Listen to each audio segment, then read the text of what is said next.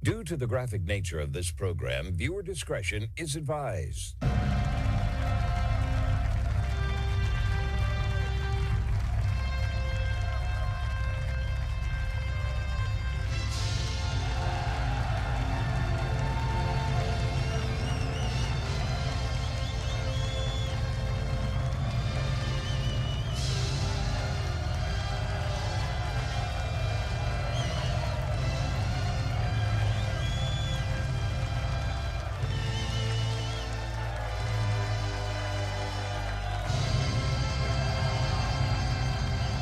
Hello everyone and welcome to the Marco Jure Show. It is Friday, December 5th, 2025, as our week comes to another end.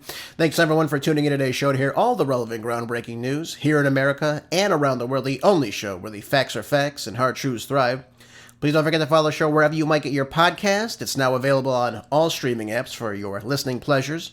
So be sure to share with as many people as possible so we can make standards high again in America. Let's try to do that, I hope.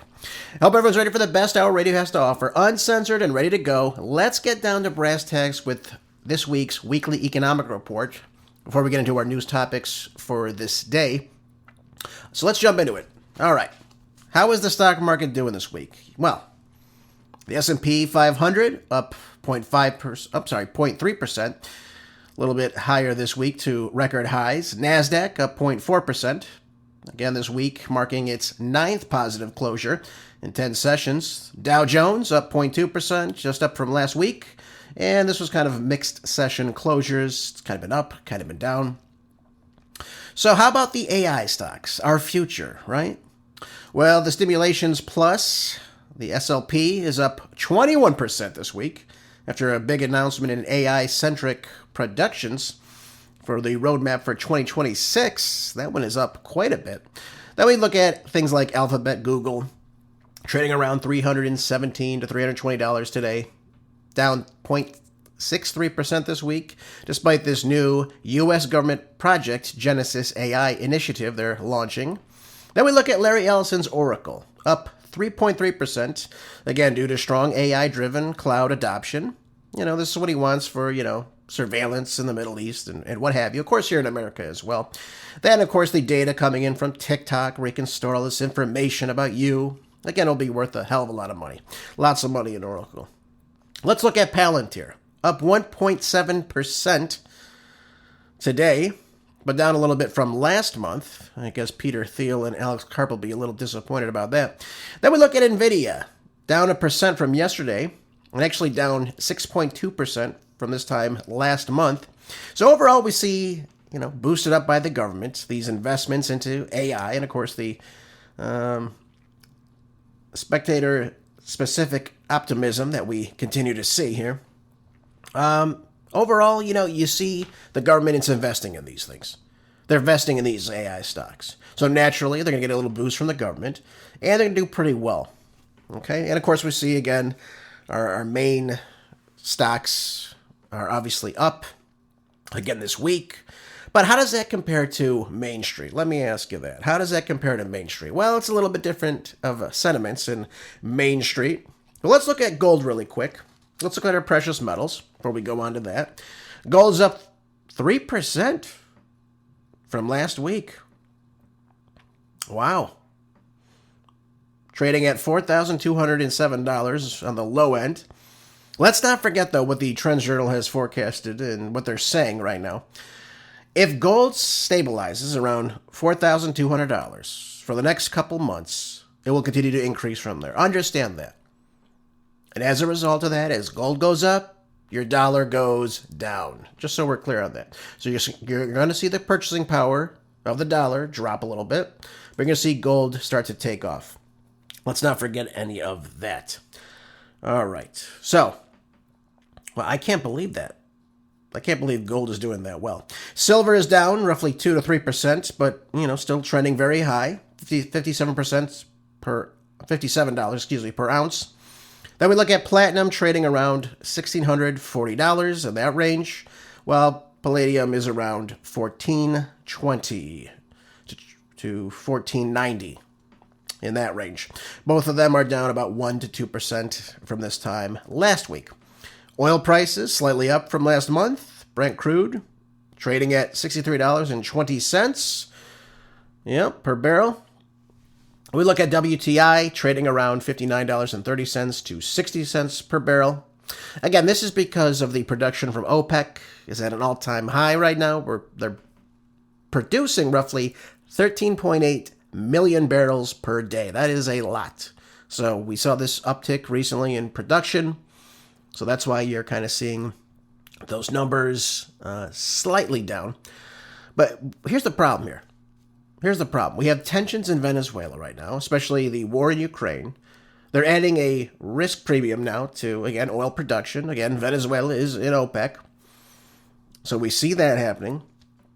So costs may go up slightly, but it's likely to drop in 2026. That's per Fox Business. That's what they're estimating as well. But plus we see President Trump replacing our strategic oil reserves that Biden depleted. So not all that oil coming to America is simply going to go into your vehicles. It's going to go into where the military needs it. All right. Real estate. You're all very concerned about real estate, I know. Let me talk to you about this. Look at this, though. It says as of December, the market is roughly moderate for the year, with median house prices somewhere around $513,000. Prices are up 1.1% this year over a year, while metro areas like Miami, Seattle, Dallas, and Las Vegas have seen price declines in their markets. Now, they're also seeing mortgage rates declining, again, due to rate cuts by the Fed. That's what people are anticipating. So that could be a little bolster for the market in that sense. But here's the kicker. Look at this. I did a little bit of research for you, of course. Home sales fell earlier this year, but are expected now to rise again in 2026, estimated at 3% higher than this year's average. So whatever your home your dream home might cost this year, it'll probably be at least 3% more next year. And I want you to understand this too. The average median home price in America in 1990, again, around the time probably a lot of your parents were starting to buy houses or what have you, the average price of the home, a 3-bedroom, 4-bedroom home in America, was somewhere around $79,000. Not bad.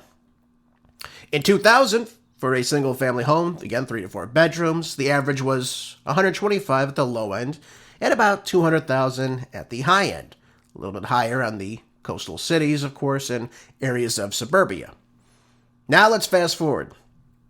Okay, with the average age now for the first-time home buyer at record highs, reaching an all-time high of the age of 40. That's older than I am. A lot of this has to do, again, with student debt, lack of good-paying jobs, people can't save. And again, you have the high cost of living in many respects. Don't just think the housing, but you gotta look at price of fuel, price of food, utilities, you name it. And then, of course, we have things like delayed marriages. People are waiting longer to get married and have children, so they're holding off buying that first home. So now you know why Mum Dummy won in New York City, of course, the Katie Wilsons of the world winning in Seattle. Ignoramuses, absolutely. But when young people, they don't see the American dream as viable for them or doable, what do? They resort to whomever speaks about giving them that affordability, right? Even if it won't happen. And again, it probably won't happen. Again, they'll take it if, they vote for someone like the smiling Mum Dummy. Oh, my rent's going to be more affordable? Oh, well, okay. The city's going to have a free city-run grocery store? You count me in. They're trying to make ends meet, and they don't see anything happening with the current establishment. That's why they go for these schmucks. And again, do I think that a city-run grocery store is going to be the end-all, be-all for these people? Of course not. It's probably not even going to work. We've seen it not work before. But it sounds good to them. They're young. They're naive. And that's why you saw the young voters in New York City go out en masse and vote for Mum Dummy. Especially the young ladies in the city. Oh, yeah. The city where crime's going to be skyrocketing very, very soon. Again, he has no idea what the hell he's doing. That's what it also comes down. He has no idea what he's doing. So, yeah, freeze the rent. Hey, we're going to build more housing. Like it's just this easy thing no one thought of until he came around. What is he, 34? He's a little younger than I am. But this is why people are shifting in this direction. They see these things. They hear these things. They see how their parents had lived, their Their parents had already bought a house by this time. They were already having kids. And they're thinking around going, what is there for me? All these things have a factor in what's going on right now. And the way people perceive this is another big issue. And again, I told you before, it's going to be another big issue for Republicans come 2026 if Donald Trump doesn't turn this around soon. So we've got to look at these things, right? Otherwise, if the Democrats take the House, it's going to be another crapshoot, right? 2 years of this nonsense. Obviously, threats of impeachment, of course, will go on. And the Trump doctrine will not get their way. Unless, of course, he tries to rule by fiat of pen. I don't think ruling by the way Obama did is a necessary thing. So we need to consider this. Things have got to start turning around. There has to be more opportunities for the millennials, the Gen Zs, right? Those people. Otherwise, forget it. It's not going to happen. And things will not improve under the Democrats as well, just so we're all clear on that. So if we want to see another stagnant economy, that's what's going to be the result of the Democrats coming in. There's no other way to tell it to you. Let's go to this article I have for you in Fox Business, though. And this is just kind of how Main Street is working, if you will. It says U.S. layoffs soar past 1.1 million in 2025, the highest level since the pandemic. Not a good thing. Not a good thing at all. It says here, layoffs announced by employers declined on a monthly basis in November, but still pushed the 2025 total to the highest level since the wave of the pandemic-induced layoffs in 2020. So we're talking about pandemic levels. This is when everyone was told to sit in their house and shut the hell up back in March of 2020 for 2 weeks. So the report found that the U.S. employers announced that 71,321 layoffs in the month of November was down 53%. I had a little dyslexia there. From the 153,074 cuts announced in October. So I want you to think about that. Look at these layoffs we're getting. Where is the job growth? Where is the investment of the $21 trillion that we're told? That's all I hear about when I hear Scott Bessent on Fox News. Oh, well, we got all this money coming in from abroad. Okay, where's it going? We don't want to see more layoffs. We don't want to see more empty storefronts. Where are you investing this money? When can we expect this money? And how will it benefit the younger voters? Those people under the age of, 40, 45.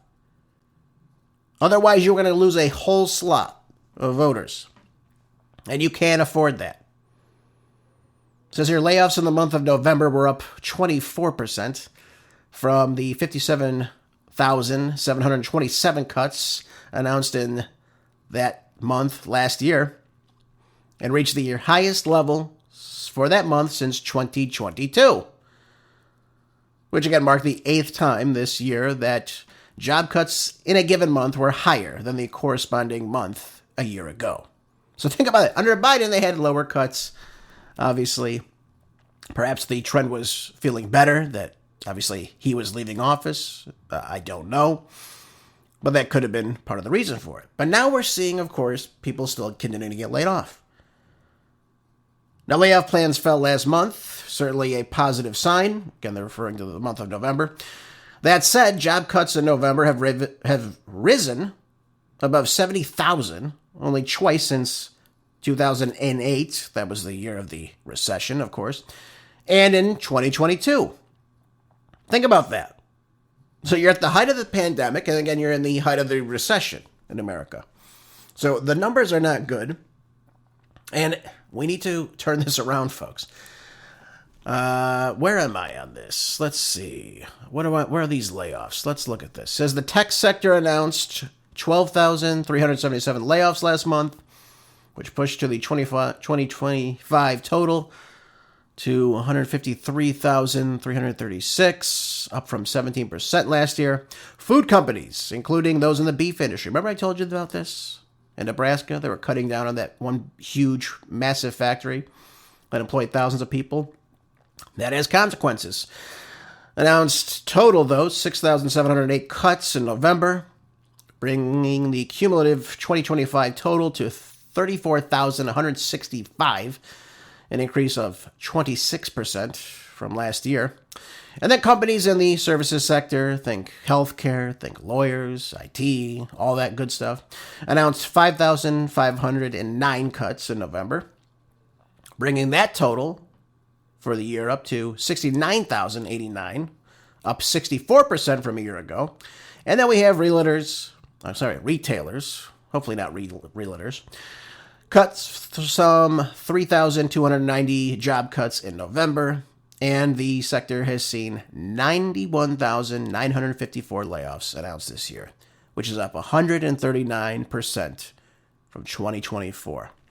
So, as I read this to you, right, I told you some businesses earlier in this week, I said some are expanding, some are buying up more space, obviously, to accommodate their businesses. These are generally big businesses. They're not small businesses. But when we see numbers like what we're seeing, where we're seeing record highs for these months, that's not going to give a lot of consumer confidence. That's also not going to give a lot of confidence to, again, people that want work when we're seeing lots of layoffs. Now, what is the consumer sentiment about what's going on in America? This article in the Associated Press says U.S. consumer sentiment improved this month, but remains subdued in a University of Michigan study. What does it say? Well, now, while it might be good right now, let's look where it was in January. So this is the University of Michigan's Consumer Sentiment Index. This was released on Friday. All right. And it says that in a preliminary version, rose to 53.3 earlier this month from a final reading of 51 in November. So now the study itself has several questions. Okay, so it asks you a variety of questions, and then based on those questions, it'll give you a number. Okay, so now the index beat the 52 mark that the Economist had forecasts, right? But it was down considerably from the 71.7 mark in January of this year, right when Trump was taking office. So we can see again how the expectations that the Trump administration were going to boost the economy were much higher in January than what the reality is of it now. And again, consumer evaluations of current economic conditions slipped slightly, but their expectations for the future brightened somewhat. Not much. I mean, we're talking about a couple of percentage points here. It says expectations for year-ahead inflation dipped from 4.1% from the 4.5% last month to the lowest level since January, when President Trump returned to the White House and began imposing sweeping tariffs. Again, these are taxes. Again, on imports from countries all around the world. Economists warn that the importers pay the tariffs and then pass it along the cost to you, the consumer, who, again, champion these tariffs for some strange reason. And again, it's through higher prices, as many of you know. So they're estimating that inflation maybe won't be that high in 2026. Okay, but look at the confidence. That's the problem. You have people dropping out on that. 53.3. Now, that doesn't mean a percentage of the people in the poll. That just shows the overall strength in the confidence throughout a variety of aspects of the economy. So, yes, we want to see it in the, obviously, higher range. 71 would be great. But we're not seeing that now. It's starting to dip off. That's the big problem with it overall. Where we were 11 months ago is a much different place. Trump has now reached a series of deals with major U.S. trading partners, including the European Union and Japan, that brought his tariffs down from the punishingly high levels he threatened in the spring. Still, the average U.S. tariff rate has climbed from 2.4% in January of this year to 16.8% just last month, the highest ever since 1935. And many of you will remember in 1935, we were in the height of the Great Depression. Yeah, the Smoot-Hawley tariffs, folks, didn't do too good for us, did they, huh? So, inflation has fallen from the highs recorded in mid-2022, but remains stubbornly above the Federal Reserve's 2% target. Here's the problem. Here's the problem with it all, by the way. What you're seeing is, again, as a result of these tariffs, you're seeing higher prices. That's inflation, okay? That's why we have 3% higher inflation this time than last year in 2024. the tariffs are causing this problem. Now, what they're arguing to you is that, well, look at all the money we're bringing in. Okay, but folks, you are paying for that. I mean, it's not like the people bringing the importers that bring in the goods are just paying this price and we're collecting all this money. We're going, yes, look at this money we're getting. It's balancing out this trade deficit. First of all, it's not doing that either, just so we're all clear on that. But you are paying for that difference in the grocery store. You are paying for that. Your purchasing power is going down. People are starting to recognize this. So unless you're uber wealthy and you don't really give a damn if you're paying $1, $2, $3 more for that same price, for that same product, doesn't matter to you. But for many of you, it does, and it ought to. So again, I bring this up to you for many reasons because, again, Trump has got to get this under control. He can't come out one week and say we're going to have 100% tariffs on Chinese goods, 157 the next week, and then next week back down from it. Employers see this, they hear these things, they say, geez, are my goods going to go up? 157% that I'm getting, that I'm selling from China? Or, for example, I gave you the example from the European Union. They were going to tax pasta coming out of Italy. So let's say you're an Italian restaurant in the Bronx or somewhere, I don't know, where the hell you might be. And you say, well, I'm going to import all my tomatoes, my pasta from Italy, my olive oil, whatever the hell you might get. Those prices are going to go up now. 15, 20, 25%. Who do you think is going to pay that difference, folks? Again, if the person employing that business, the restaurant, or whatever it might be, if they're not making a profit, they're out of business. They're done. That cost has to come to you at some point. It might not happen right away, but over time it has to increase, of course, and it has to come to you. Let's just be clear on that, because I want everyone to understand this. So think, well, we're absolved from the tariff. The importer just pays that. No, you are going to have to pay that. And that's why we're seeing these prices increasing. So let's just make sure that's all clear, of course. So not a great report as we would like to see, of course. We see, obviously, certain stocks, certain things kind of balancing out, of course. But does it really equate to Main Street? Well, look at this. This is in the Wall Street Journal. It says Netflix to buy Warner Brothers for $72 billion. I'm sure so many of you can make that investment, of course. So really, it's just going to be BlackRock and State Street running Warner Brothers now. There it is. Yep. Reed Hastings going to buy Netflix is going to buy Warner Brothers. Wonderful. Wonderful. You can get all that woke junk now and the movies coming out of there. Look at this, though. It says also in the Wall Street Journal, the world has more billionaires than ever. Some 2,900 billionaires now control $15.8 trillion, up from 2,800 billionaires last year, controlling $14 trillion in 2024. I said this to you before, I'll say it again. The bigs are getting bigger, they're getting wealthier, and what the hell do you have? That's the big question. What do you have, America? Average America? What do you have? Are you getting anywhere with this? Maybe some of you are. But as a whole, more money is being extracted from the middle class, of course. And again, it's going to the uber wealthy. The top 1%. The top 1%, as Bernie Sanders would say. Excuse me, the top 10 of 1%. Okay. All right, Bernie. Yep. Reed Hastings wants to buy Warner Brothers. And by the way, the other people that are involved in that are Larry Ellison's son of Oracle. Yep. Well, it's all owned by the same people when you look at it, right? Larry Fink, he owns BlackRock, right? BlackRock, State Street, and Vanguard are just really own each other. They all have, these investment firms.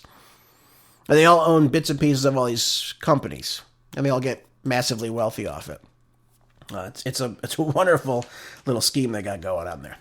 All right, let's move on, shall we? We got so many other great topics I want to explore for you today. Let's jump right into the New York Post article saying that the Biden administration actually sat on evidence in D.C. pipe bomb probe, is now what Cashless Patel of the FBI is now claiming. Are we surprised, though, that the sheer incompetence of the Biden administration couldn't figure out who this bomber was or wouldn't do anything about it? Well, I think we all can understand that's probably what it was, of course. Or maybe it was just sheer, complete, intentional negligence. Who the hell knows? Nobody does. So they charged this Brian Cole Jr., this 30-year-old from Woodbridge, Virginia, a black man who Jake Crapper said was a white man, right? Okay, makes sense, right? Maybe he's colorblind. Who knows? Nobody knows. Nobody knows what goes on in Jake Crapper's stupid skull. But here we go. They said now that he's going to make an initial appearance in a D.C. federal court on Friday afternoon after being formally arraigned on charges of planting pipe bombs outside both the Democratic and Republican National Committee buildings on January 5th of 2021, just hours before the infamous Capitol riot by supporters of President Trump. Oh, yeah. Okay. So now we have the prior administration sitting on this evidence for 4 years, is what Cashless Patel told Fox News. He said there wasn't any production of any new evidence from 5 years ago. Again, are we shocked about this? Why would we be? Here's how they caught this guy, though. I got to give him credit for this. This is pretty slick here. He wanted to say, here's what we did. And they said, now, according to a probable cause affidavit, investigators of the FBI used bank and cell phone data to link Cole to the production and the placement of the pipe bombs outside the party headquarters in D.C.'s Capitol Hill neighborhood. A process authorities say they started back in 2019. He said, we looked at 3 million lines of evidence. That's a lot. He said, we went back and we looked at cell phone tower data dumps. So in other words, here's how this works. If you have your cell phone on you, right, and you walk by one of these cell phone towers in this given region, it'll ping and show that you are in that vicinity. They've been doing this stuff for decades now. Right? If you watch the movie The Departed by Martin Scorsese, I recommend it to anybody. That's a brilliant movie. They're showing a meeting between the gangsters in Boston, and good old Boston, right, and the Chinese who are going to buy this technology, right? And they're trying to hone in on these people. They're saying, oh, well, they all turn their cell phones off, so now we can't track them. So they've been doing this stuff where they can track where your phone is, where the beacons are, for quite some time. So every time you walk by that cell phone tower now, it pings. So it says, okay, this dunce's phone is in the region. And they can kind of place you in that area specifically. So they say now that they went back and they looked at the providers, of course, and what information they provided pursuant to search warrants at the time and asked questions, such as, again, why weren't all the phone numbers scrubbed, and why weren't they all connected, and why weren't there any geolocational data done? Well, why would you expect the Biden administration to do any of this, by the way? They weren't too keen on going after criminals, I have to tell you. So, you know, what changed in the last 8 months of this case? Well, not just this case, but everyone. And what they did was allow the narrow search to be conducted. That's really what it comes down to. And again, through these things, through obviously the purchase of this material needed for this bomb, they were able to link it to this Brian Cole. So again, if Cole is now convicted of the 2 counts he now currently faces, of course, the bomb suspect faces anywhere between 15 and 30 years in prison. Yep. There you go. There you go. So again, I'm interested to see how this case ends up turning out. I was really interested by that Blaze article. I told you about this the other day. The Blaze article that talked about showing this person on actual video camera, and they were using forensic evidence to understand the way a person walks, which is called their gait. G-A-I-T. And everyone has their own way of walking. So the way I walk will be different than you walk on camera. How I run will be a little bit different than how you run. And they can actually use those patterns to link you to a specific individual.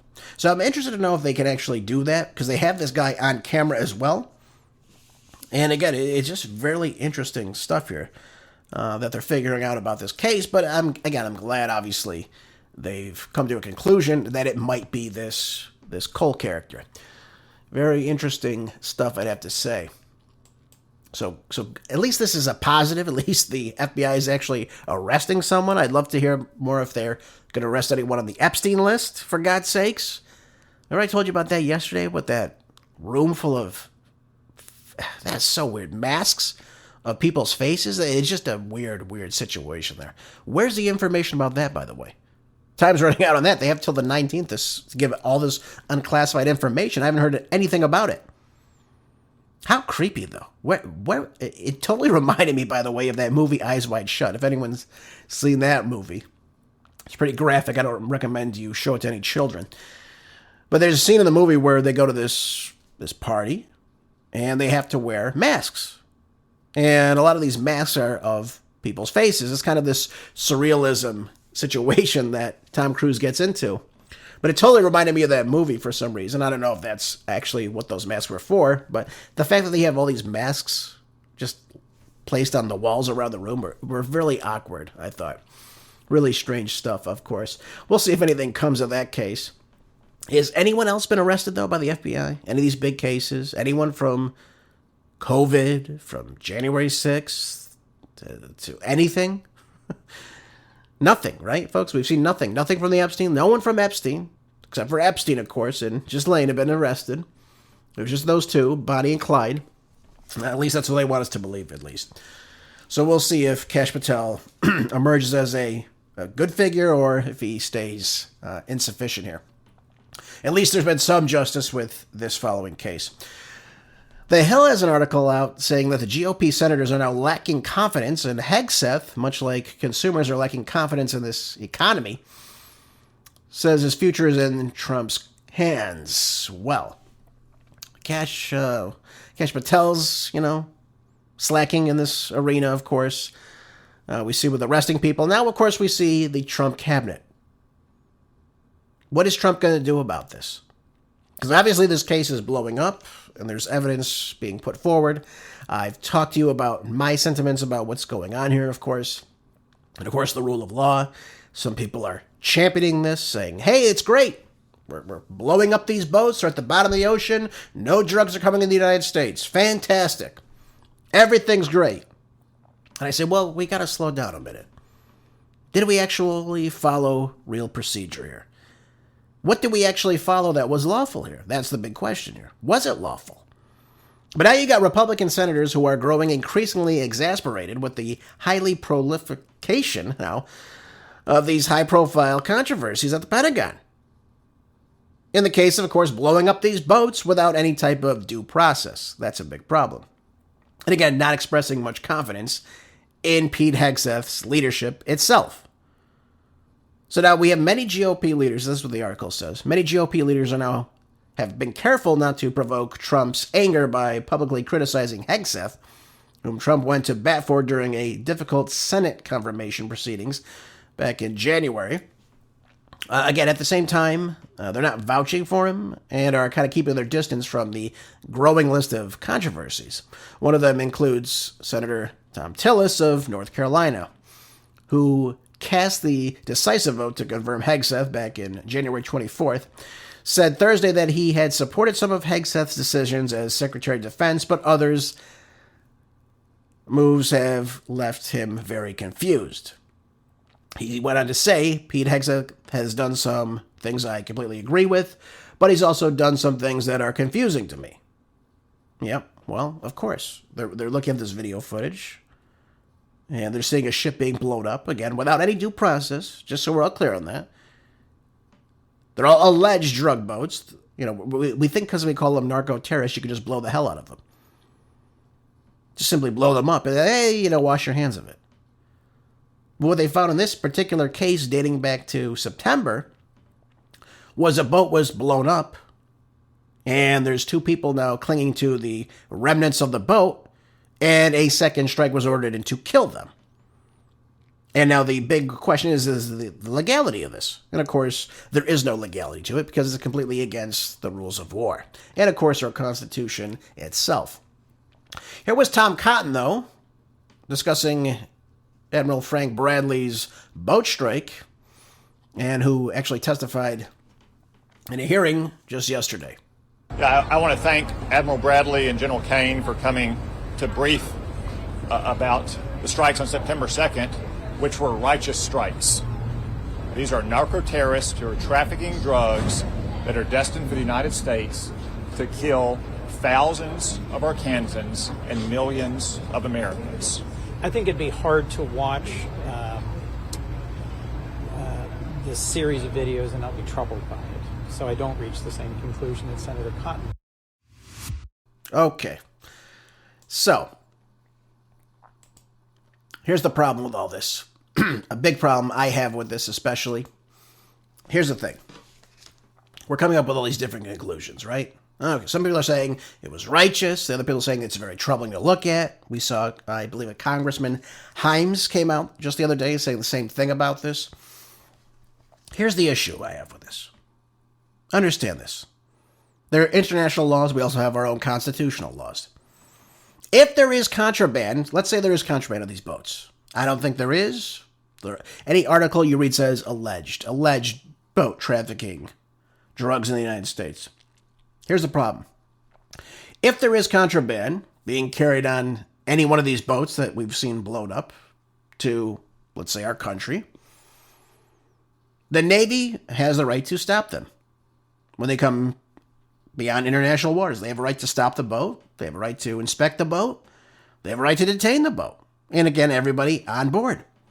And of course, if there are drugs located on the boat, with the intent, of course, to distribute in the United States, they have a right to actually confiscate the illegal drugs intended to be brought in the United States.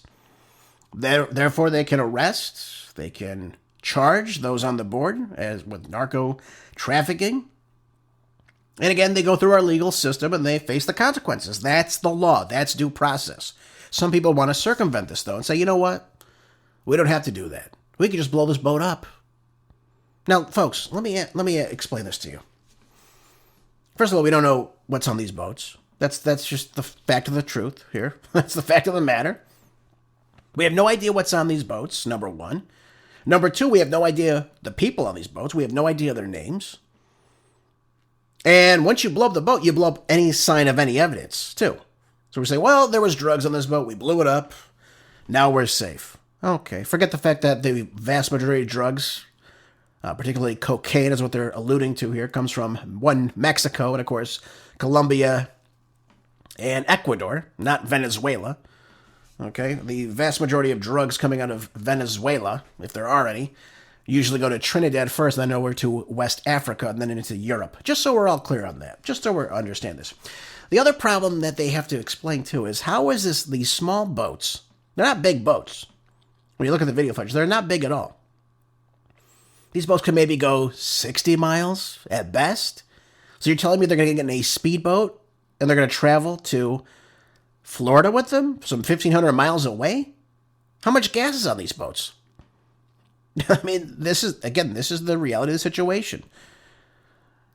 And again, the other problem, too, is to use excessive force like that from our Navy, okay? From SEAL Team 6. That's the people that are carrying out these operations, by the way. You would have to be under distress or some type of violence coming from the people on these boats. Then it is acceptable to obviously use violence in a situation like that. We're not seeing that. And then the other question is, where is the actual national security risk to the United States? Where is it? What does the nation of Venezuela pose any type of threat to the United States? Where is this threat? There isn't one. So we have so many problems and issues with, again, the due process of this whole thing. Simply by calling someone a narco-terrorist, does that mean you could just go out and kill them? And again, I've heard the example from several legal scholars. If you see a drug deal on the street, can a cop just go up and start shooting somebody? No, of course not. Now, of course, if that person shoots at the officer, right, the arresting officer, then it's a different situation. But if you just go up and say, that person committed a crime, bam, I blow him away.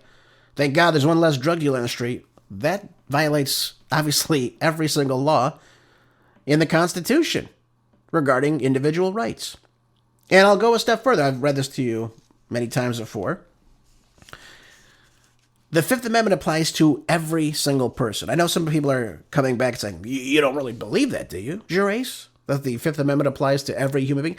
Actually, it does, because it says that in the statute.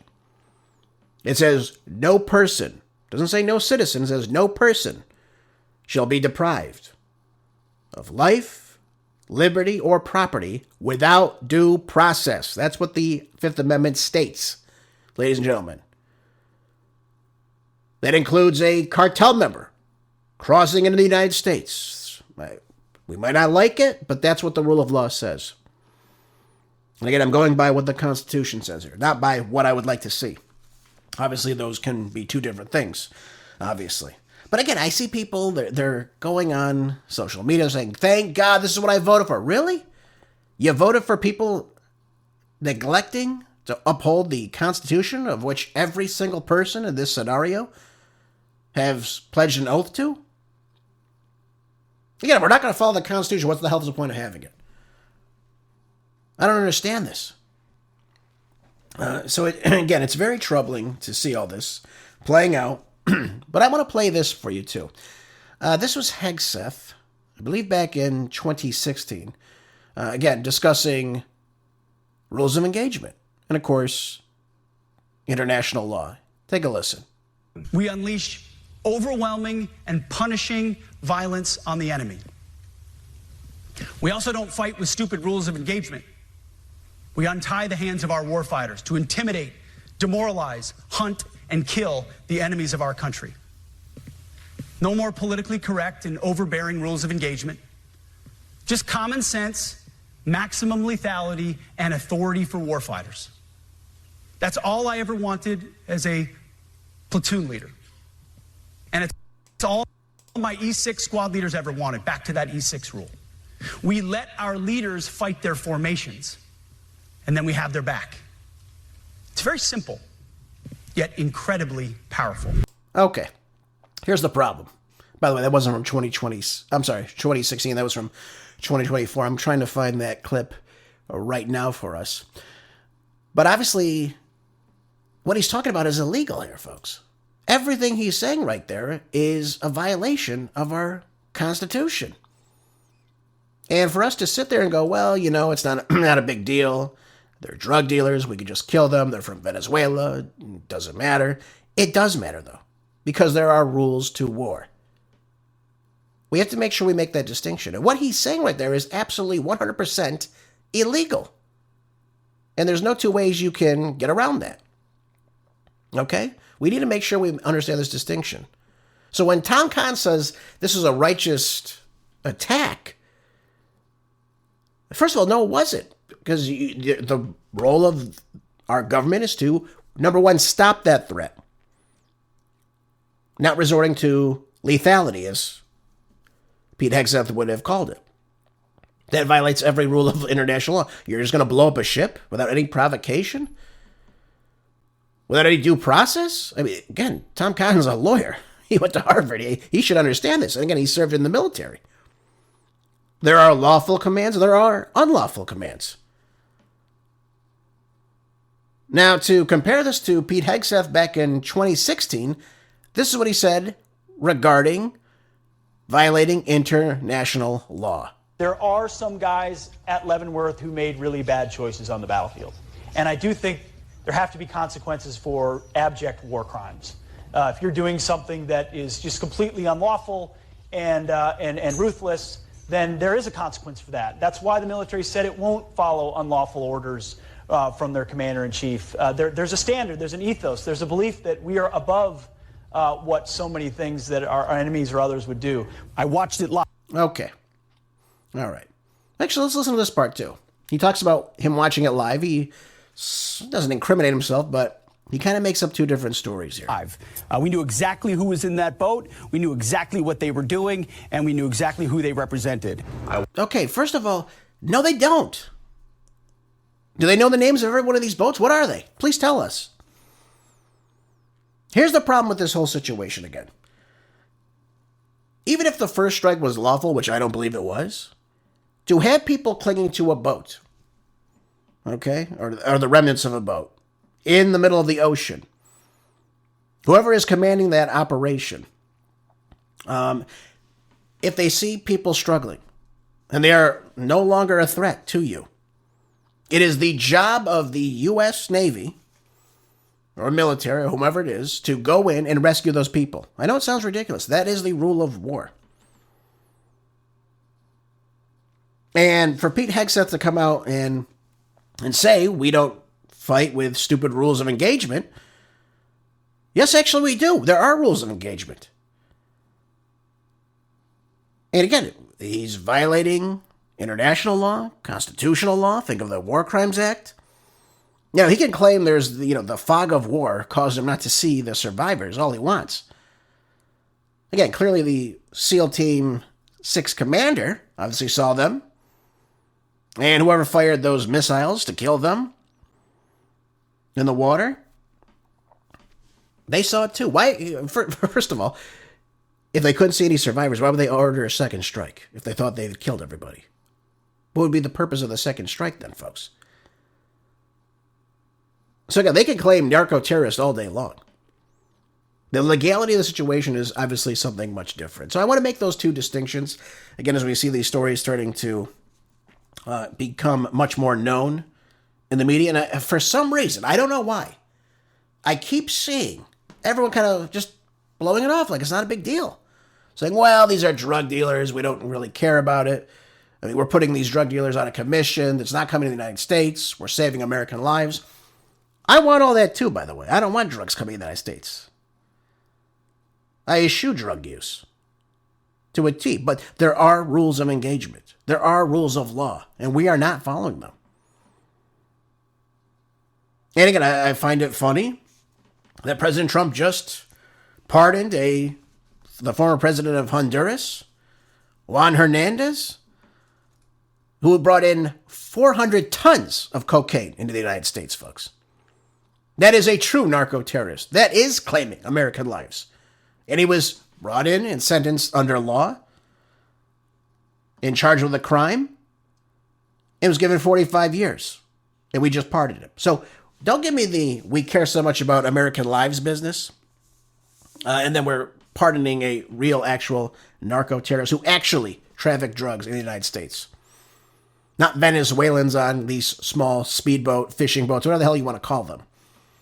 I mean, that's what they are. But have no intention of reaching the United States at all. The rule of law clearly states you have to go out and you have to detain these people. That's what international law calls for. Again, it violates the Geneva Convention laws. And this idea that you're going to just simply do whatever the hell you want and ask questions later, that's not how the law works, folks. That's how the law works inside the United States. That's not how the law works outside the United States. In the terms of warfare. And we need to make sure we are following these laws. And again, Pete Hegseth is in quite a bit of trouble here. As, again, more of this information continues to come out. Again, if we've seen this, we see the second attack where we have survivors in the water, and then those people are killed when they pose zero threat. That is, a clear violation of the Geneva Convention. I mean, that is not good. Absolutely not good. And again, we want peace. We don't want drugs in our country. But there are ways to follow this. And it doesn't matter if you call yourself the Secretary of War. I don't give a damn what you call yourself. You have to follow the rule of law. You can't just, on a whim, just decide, hey, those rules of engagement are stupid. And we just want to go, roughshod against everybody and start killing a whole bunch of people. Does the My Lai massacre in Vietnam ring a bell, folks? To those of you that know history? Those are war crimes, folks. And we shouldn't be, brazen about doing this. We shouldn't joke about doing this. That's why I'm very puzzled by what I'm seeing from several pundits about this, as if it's not a big deal at all. It 100% is a huge deal. Now, whether Hegseth knew about it or not, or ordered it, there are people that ordered that kill of those two survivors. And that is a war crime. And they should be held accountable for this. Now, it seems they're trying to say Hegseth didn't order the call. I don't know. We don't know. We should know.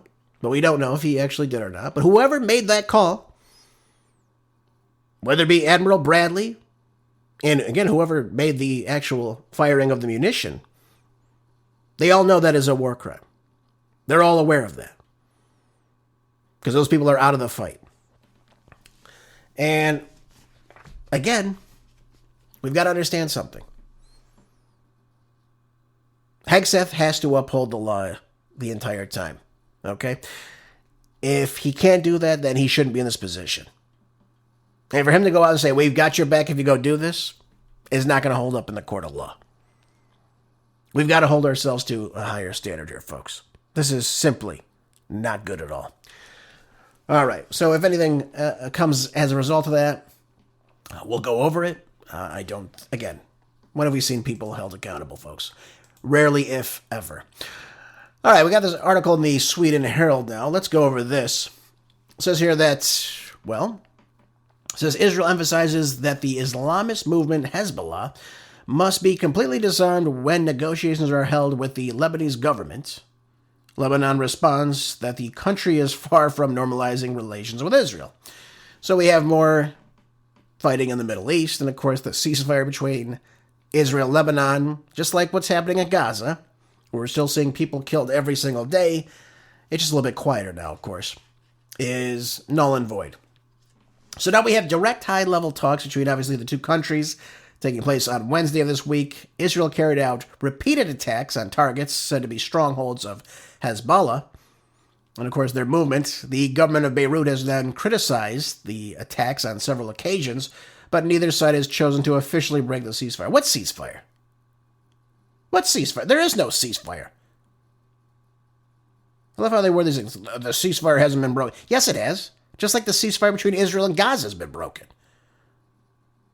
But nobody, of course, is talking about that anymore. It's out of the news purview. It says here in the talks, Israel again emphasized that it is crucial that Hezbollah in this movement disarms, regardless of how other contacts between the two countries develop. The meeting between the two countries held a positive spirit, and agreements were made to support potential economic cooperation, is what Benjamin Netanyahu's office stated. However, the characterization did not entirely align with the view of Lebanese Prime Minister Nawaf Salam. In connection with the meeting, Salam said that there was a long way to go before real peace between the two countries was reached.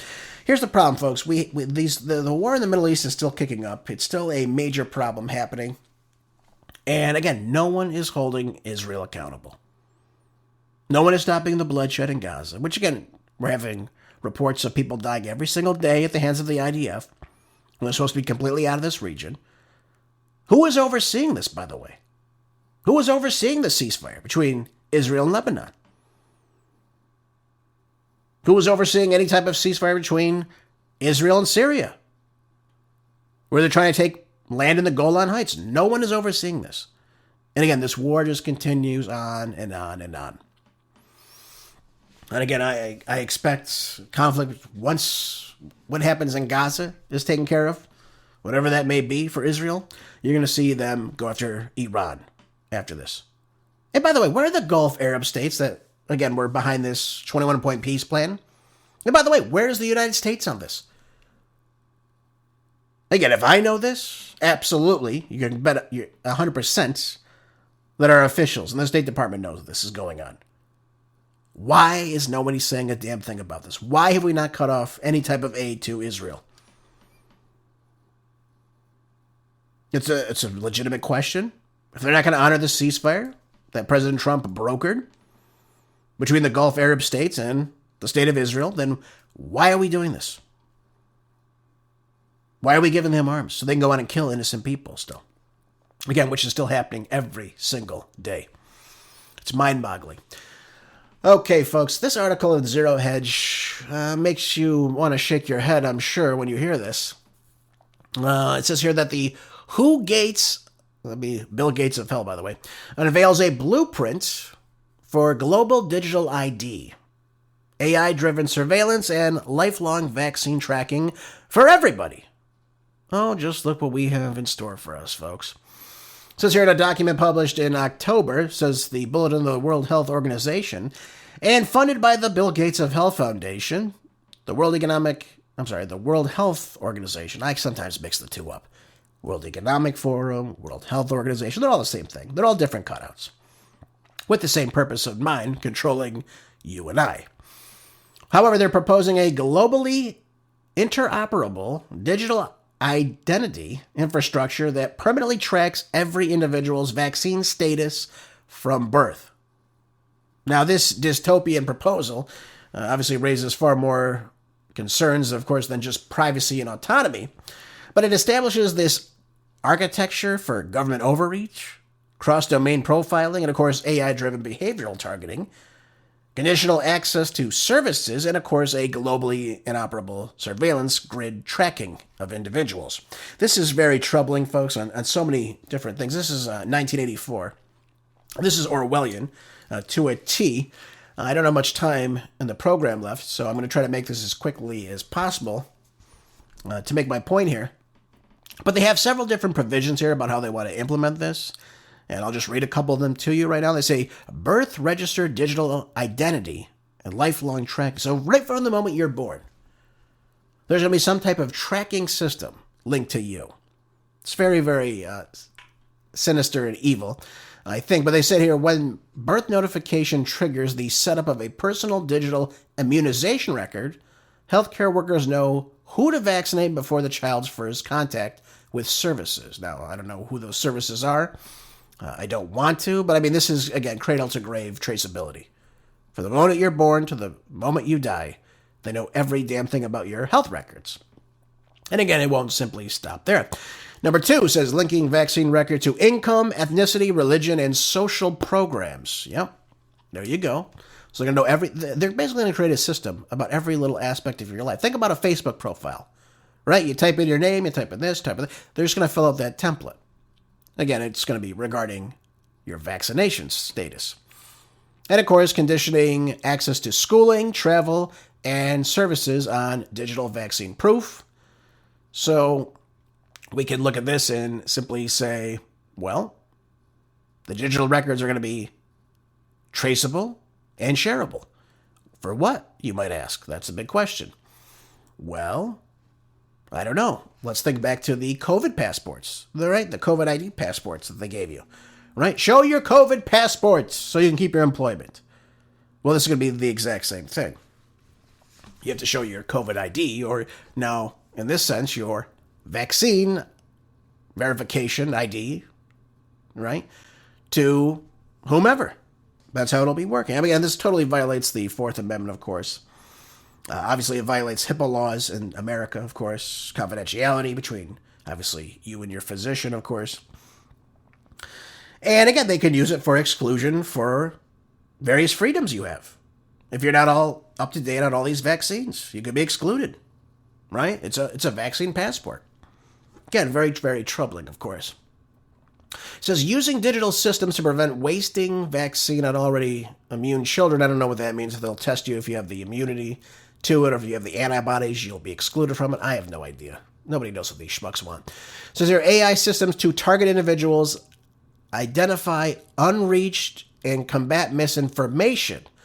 So that could be like, if you're listening to a show like mine that brings you the truth, and they talk about the horrors of the vaccine, what's in the vaccine and why you shouldn't get it, that this is why they're coming in to give out this propaganda to you. It says number 6, global interoperability standards for international data exchange. So God knows if other governments will be complying in this vaccine network. God only knows. Maybe you can't travel to a certain country unless you have certain shots. So terrible. Surveillance expansion into everyday interactions. So the WHO outlines a surveillance model that activates whenever a child interacts with any health or community service. That means non-clinical community actors participating in vaccine compliance identification, and the authors also describe a cross-service integration. Yep. So every point of contact becomes a checkpoint. Think about those towers that caught that schmuck that left those bombs, allegedly. Behavior shaping through alerts, reminders, and social monitoring. It says here that the WHO endorses using digital messaging to overcome intention action gaps, is what they call it. So it says direct communication with parents in the form of alerts, reminders, and information to help overcome intention action gaps. So if you're thinking about maybe, not giving your kid the Hep B vaccine, well, we got to give you all this wonderful information right, about what could happen if your child's not vaccinated, right? We've got to do this. And, of course, the digital surveillance of public sentiment. You know, we have this active detection in response to misinformation in social media. Think about how they blocked information regarding the COVID vaccine, of course, ivermectin, hydroxychloroquine, any type of dissent to what the organization is telling you. And finally, number 9, acknowledgement of global donor control, including, of course, the Bill Gates of Hell Foundation. Yep, they're the ones funding this, so they're the ones that control everything. Isn't that great? So it's a whole big government involved in, again, controlling every aspect of your life, and of course, using information about who you are to, again, track you in this, basically this system, the surveillance system. It relates to a police state, folks. So in the WHO's own words, says digital transformation is a unique opportunity to address many long-standing challenges in immunization. Now it's time for bold new approaches. Stakeholders should embrace, get this, listen to this part, should embrace digital transformation as an enabler for achieving the ambitious Immunization Agenda 2030 goals. It all goes back to Agenda 2030. They want everybody vaccinated with whatever vaccine they want, and they want it now in a complete system that every one of these elites can go in and access. And of course, the government's to run it for them. Again, it comes down to complete control. If you don't comply, you're left out of the system. And again, you can't access certain things. That's what it's going to come down to. That's what it'll be. And at some point, they're going to try to use a chip to control it all. So again, this is just another comprehensive protocol for, again, this global digital identity system. Again, permanently linked to vaccine status at the start. But again, it's going to be integrated with demographic, socioeconomic data. Again, enforced through AI-driven surveillance, right? They're going to track you constantly, where you go, and what have you. And again, designed for international interoperability, right? That's the language they're using. So again, you can't go to this country unless, of course, you have XYZ vaccines, right? Things like that. So again, it's all about controlling. Well, you want to go to Italy, right? You want to go to Spain? You want to go to France? You want to see what the wonderful Muslims are doing with the Parisian women? Oh, of course. Well, you got to get a vaccine before you go. That's what it all comes down to. Yeah. I don't think you or I are interested in any of that. All right, one last article quick before we end today's show. Final segment of the broadcast. This one will make you smile a little bit. I hope so. This in Reuters says Supreme Court revives pro-Republican Texas voting map sought by President Trump. Well, some of you may be happy about this since Gavin Newsom's scheme to destroy Republican representation in the state of California, right? So now it says here the United States Supreme Court revived on Thursday a redrawn Texas electoral map designed to add more Republican seats to the U.S. House of Representatives, boosting President Donald Trump's quest for his party to keep control of the Congress in the 2026 midterm elections. The court, whose 6-3 conservative majority includes 3 justices appointed by Trump, issued the ruling amid a nationwide battle unfolding in Republican-governed and Democratic-led states involving the redrawing of electoral maps to change composition of congressional districts for partisan advantage. This has been happening, by the way, for such a long time. They act like this just was thought up, right? Gavin Newsom just thought this up. Greg Abbott just thought this up. This has been happening for so long, and they've done nothing about it, of course. We've seen this happen. We've seen it happen in Illinois. We see it happen in Massachusetts, right? In Connecticut, in Rhode Island, all these states, New Mexico, where you have California, we have over 40% of the state voting Republican, and they get like 15, 17%, 0%, like in Massachusetts and Connecticut. And nothing's ever been said about it. Then Republicans start to do it, and they say, whoa, wait a minute, we got to continue to do this more. This is a complete breach. It's government overreach. And then Gavin Newsom does the same damn thing, of course. That's what a genius he is. Never forget how slick he can try to be, folks, even though he is a complete con man and completely incompetent. So I'm happy to see that, I guess, they're allowing this reinstated map to be approved. Again, it was approved by the state legislature And, of course, the state governor, obviously Greg Abbott. And again, it puts the chips down. Let the chips fall as they may, if you will. So it's going to be interesting to see if Indiana goes through with it, if states like other states that are getting involved in this. I think Missouri might be getting in this too. A bunch of these states have had enough of this. They've had enough of this crap, and of course, they're coming out now, and they're saying, hey, you're going to do it? In Massachusetts, in Illinois, in Connecticut, in Rhode Island? Hey, we're going to do it too. How about that? Yeah, they don't like it too much, do they? Folks, thank you so much for being here, as always, tuning in today's show. I hope you found the articles and information useful. All the articles, by the way, and their headlines are going to be posted with the podcast, so you'll be able to see everything so you can read up on it again. Don't forget to keep your house in order, folks. Make sure you're storing up food, water, ammo, gold, tools, anything you need to be self-sufficient. And as always, share with as many people as possible. I appreciate when you do that. Have a great weekend, folks. I'll see you on Monday on the next Market Trade Show. Until then, be good, stay busy, God bless.